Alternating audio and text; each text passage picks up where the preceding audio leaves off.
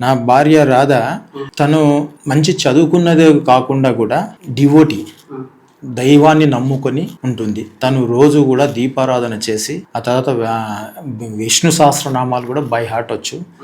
రోజు పొద్దున సాయంత్రం దీపారాధన చేస్తే 2 సార్లు స్నానం చేసి ఆ దైవత్వంలో మునిగి ఉన్నాళ్ళుగా ఎవరైనా కూడా ఖచ్చితంగా ఒక సన్మార్గంగా నడుచుకుంటూ మిగతా వారిని కూడా వారికి సహకరించుకుంటూ వాళ్ళని కూడా సన్మార్గడానికి ప్రోత్సహించే మనస్తత్వం ఉంటుంది. ఆ మనస్తత్వం ఉంది. ఆమె దొరకడం మీ అదృష్టమా? Of course. పూర్వజన్మ సుకృతమా? ఎల్లి జన్మలకైనా ఆమె కావాలా?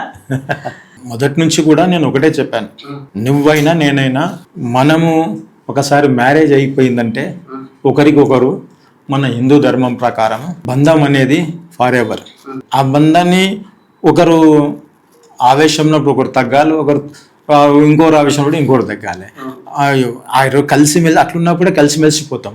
ఆ తర్వాత చల్లబడ్డప్పుడు ఆటోమేటిక్గా అప్పుడు ఎందుకు అన్నావంటే ఎందుకు అనాల్సి వచ్చిందంటే మరి ఒకరి మీద ఒకరు మనం అనుకోకపోతే మందిని అంటే నడుస్తాలి కూడా అనుకుంటాం.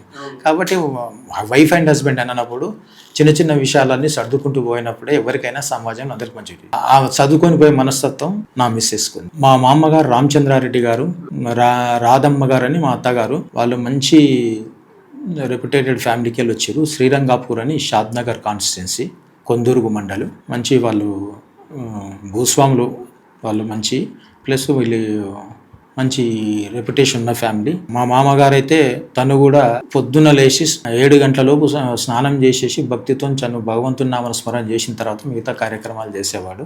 మా అత్తమ్మ అయితే చాలా ప్రేమ గుణం ఉన్నది. వాళ్ళ పెద్ద ఫ్యామిలీ అన్ని ఉన్నప్పటికీ కూడా ఇంటికి పోతే అల్లుని కూడా ఎలా మర్యాద చేయాలో మనం అనుకున్న దానికంటే ఎక్కువ చేసి